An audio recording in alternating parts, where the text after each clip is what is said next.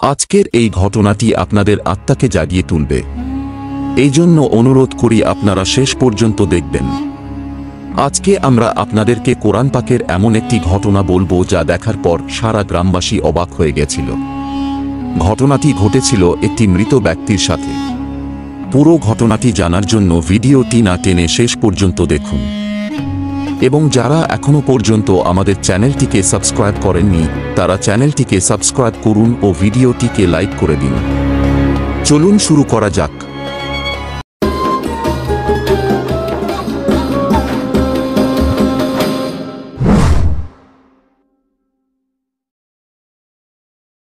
বন্ধুরা, এমন বলা হয় যে একবার এক গ্রামে একটি অপরিচিত ব্যক্তির মৃত্যু ঘটে।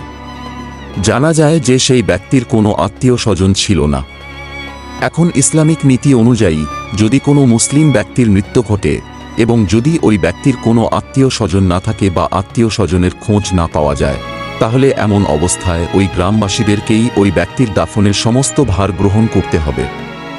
নিয়ম অনুযায়ী সেই গ্রামের মানুষজন সেই ব্যক্তির দাফনের উদ্যোগ নেয়। গ্রামবাসীরা সেই মাইয়েতের জানাজা পড়ানোর ব্যবস্থা করে দিলেন। জানাজা পড়া হয়ে গেলে মাইয়েতকে দাফনের জন্য কবরস্থানে নিয়ে যাওয়া হয়। কবরস্থানে ওই মায়েতের কবরকে খোঁড়া হচ্ছিল।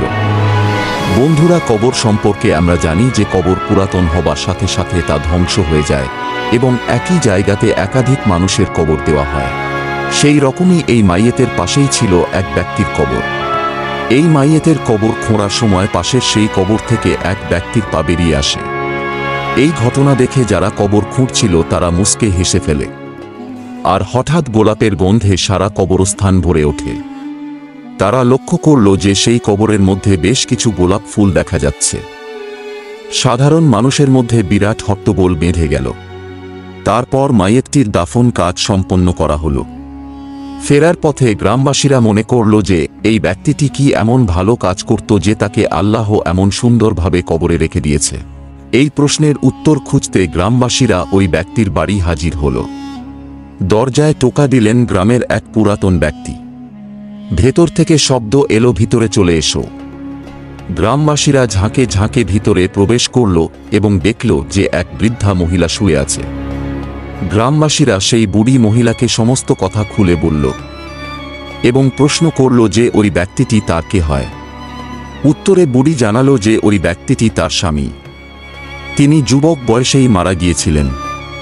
তখন গ্রামবাসীরা জিজ্ঞাসা করল যে তিনি কি এমন ভালো কাজ করত যে আল্লাহ পাক তাকে এত ভালোবাসাময়ভাবে রেখে দিয়েছেন। বুড়ি উত্তর দিল যে তার স্বামী কোরআন শরীফ পড়তে জানতেন না। ফজরের নামাজের পর সবাই যখন কোরআন শরীফ পড়তেন তখন তিনি খুব কান্না করতেন এবং আল্লাহর থেকে দোয়া চাইতেন যে যেন তিনিও কোরআন শরীফ পড়তে পারেন। আর হয়তো এই কারণেই তিনি আল্লাহের কাছে খুব প্রিয় হয়ে গেলেন। আর বর্তমানে বেশিরভাগ মানুষ কোরআন শরীফ পড়তেই চান না। আসুন আমরা আজই কোরআন পাক পড়ার নিয়ত করি। আজকের ভিডিও এই পর্যন্ত, দেখা হবে পরের ভিডিওতে।